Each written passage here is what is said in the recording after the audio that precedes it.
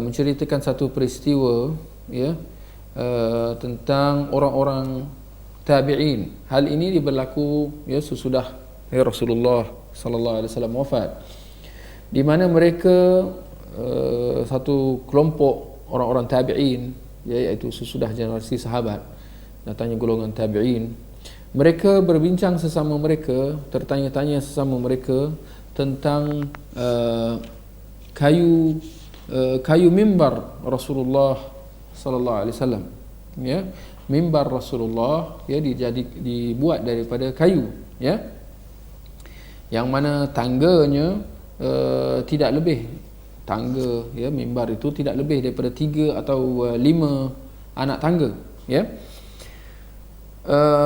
Mereka tertanya-tanya tentang dari mana datang kayu itu, ya. Dan Sahal bin Sa'ad sebagai seorang sahabat yang ada dalam majlis itu ketika itu, ya, dan dikatakan bahawa Sahal bin Sa'ad adalah sahabat yang paling lewat wafat di Madinah, ya. Sahal bin Sa'ad diwafat pada tahun 91 Hijrah. Ada pendapat mengatakan bahawa Sahal bin Sa'ad ni adalah sahabat yang terakhir wafat di Madinah, ya. Tapi ada pendapat yang lain kata bukan Sahal tetapi Mahmud bin Ar-Rabi', ya, yang wafat pada tahun 99 Hijrah. Cuma itulah ada pendapat mengatakan bahawa Mahmud bin Ar-Rabi' ni dia termasuk dalam generasi tabi'in, ya. Jadi ada dua pendapat di situlah. Jadi Sahal bin Sa'ad As-Sa'idi sebagai seorang sahabat yang senior, ya, seorang sahabat yang hidup lama, bahkan dia dikatakan sahabat yang paling yang terakhir wafat di Madinah. Maka dia menjelaskan bahawa kayu mimbar Rasulullah sallallahu alaihi wasallam dia ambil daripada pohon tarfa, daripada hutan di pinggiran kota Madinah, ya. Kita lihat, kalau kita lihat dalam nota kaki 159 tu, tempat yang gersang tu, ya, penterjemah kata tempat yang gersang. Saya kira itu satu yang silap, maka ganti padamnya, kita ganti dengan hutan di dataran tinggi sebelah barat kota Madinah, ya.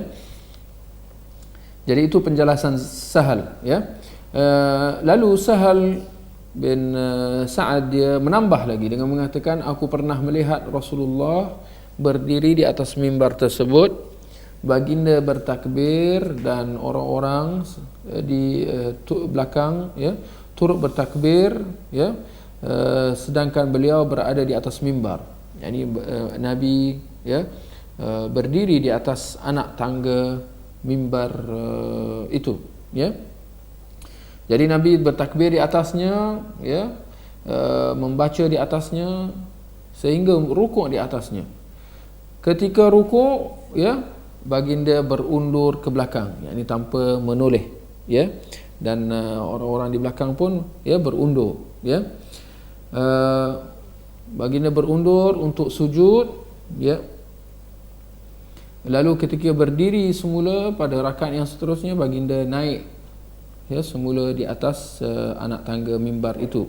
Setelah selesai, ya, baginda menjelaskan bahawa, wahai sekalian manusia, sesungguhnya aku melakukan ini agar kalian mengikutiku dan mempelajari salatku. Dan erti kata Nabi buat macam tu, ya, supaya orang-orang di belakang dapat melihat bagaimana Rasulullah solat. Jadi Rasulullah memberi satu contoh praktikal, ya, tentang cara untuk nak mengerjakan solat, ya.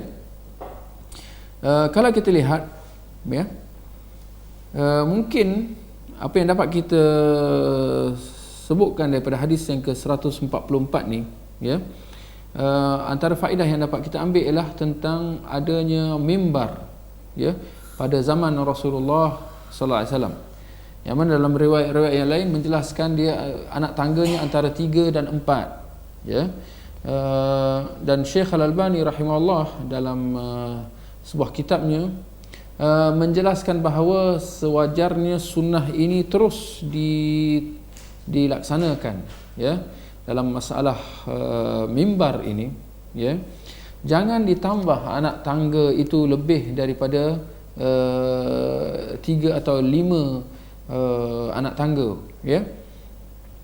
Jangan ditambah-tambah, ya, jangan berlebih-lebihan dalam, ya, membuat mimbar ini, kerana dia jelas akan menjerumuskan kita dalam pembaziran, ya.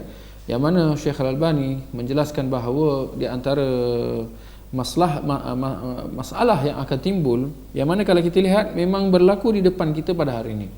Kalau sekiranya anak-anak tangga mimbar itu ditambah sampai 10 anak tangga lebih atau kurang, ya, dia akan membuatkan mimbar itu menjadi besar, ya, dan mengambil ruang yang banyak. Yang mana kalau kita tengok, ya, akhirnya dia akan membuatkan mimbar itu sampai masuk ke saf. Dengan erti kata, apabila saf yang pertama atau barangkali dia sampai ke saf yang kedua, dia akan terputus kerana adanya, ya, mimbar atau anak-anak tangga tu yang sampai, ya, masuk ke saf yang pertama, ya, atau yang sampai yang kedua. Jadi di situ menyebabkan saf yang pertama atau yang kedua, ya, terputus kerana mimbar itu.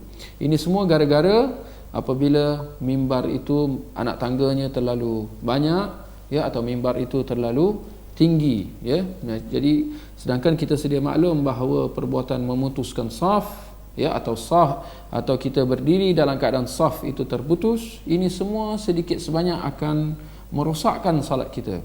Kalau kita lihat pada zaman Nabi sallallahu alaihi wasallam, para sahabat ditegah daripada berdiri dalam saf yang ada tiang yang diputuskan oleh tiang masjid itu, ya, demi untuk memastikan bahawa saf jemaah itu bersambung, ya, lurus dan rapat. Maka ini satu aspek yang penting di dalam solat, ya. Tapi itulah, kalau mimbar itu sudah terlalu tinggi, anak tangganya sudah terlalu banyak, hasilnya dia akan panjang sampai masuk ke saf yang pertama atau sampai kedua, menyebabkan saf terputus, ya. Maka banyak mafsadah di situ, banyak kerosakan di situ, ya. Di samping sifat berlebih-lebihan, sifat membazir dalam membuat mimbar itu, ia juga, ya, sehingga menyebabkan saf jemaah terputus, ya. Dan Syekh Al-Albani juga mengatakan, kalau kita tengok antara inovasi yang diambil pada zaman sekarang adalah kalau sekiranya bukan dengan anak tangga yang terus memanjang sampai masuk ke saf yang pertama atau yang kedua, ada cara lain. Kita mendapati bahawa mereka menyedari tentang masalah ini. Akhirnya mereka membuatkan tangga yang ikut daripada belakang, ya. Syekh Al-Albani melihat bahawa ini semua termasuk dalam, ya, sifat berlebih-lebihan, ya, dalam agama, yang termasuk juga dalam, ya, sifat membazir, melakukan sesuatu yang tidak ada keperluan, ya. Kerana kalau khatib itu sudah tinggi sedikit, sudah dapat dilihat sampai ke, ya, saf-saf yang di belakang itu, tidak ada keperluan untuk dia sampai naik tinggi sangat, ya. Baik. Daripada hadis yang ke-144 ni, ya, dapat kita ambil beberapa pengajaran, ya, tentang bagaimana, ya, Nabi SAW memberi tunjuk ajar kepada sahabat, ya. Bukan sahaja dengan penjelasan lisan, bahkan Nabi, ya, memberi petunjuk secara amali, ya. Juga faedah yang dapat kita ambil ialah tentang pergerakan yang sedikit, apabila ada keperluan, dia tidak, ya, merosakkan salat.